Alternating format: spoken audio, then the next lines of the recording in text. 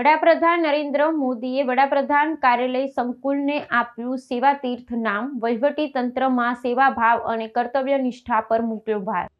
ભારતના વડાપ્રધાન નરેન્દ્ર મોદીએ રાષ્ટ્રીય પાટનગરમાં એક મહત્વપૂર્ણ જાહેરાત કરતા વડાપ્રધાન કાર્યાલય, રાષ્ટ્રીય સુરક્ષા પરિષદ સચિવાલય ને મંત્રી મંડળ સચિવાલય ધરાવતા નવનિર્મિત સંકુલને સેવા તીર્થ નામ આપ્યું છે. આ નામકરણ વિધિ એક વિશેષ સમારોહમાં સંપન્ન થઈ હતી, જ્યાં વડાપ્રધાને તકતીનું અનાવરણ કરીને આ સંકુલ રાષ્ટ્રની સેવામાં સમર્પિત કર્યું હતું.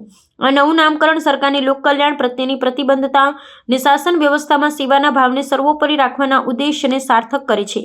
આ સંકુલ દેશના વહીવટી માળખાનું મધ્યબિંદુ ગણાય છે, જ્યાંથી રાષ્ટ્રની સુરક્ષા અને નીતિ વિષયક મહત્વના નિર્ણયો લેવામાં આવે છે.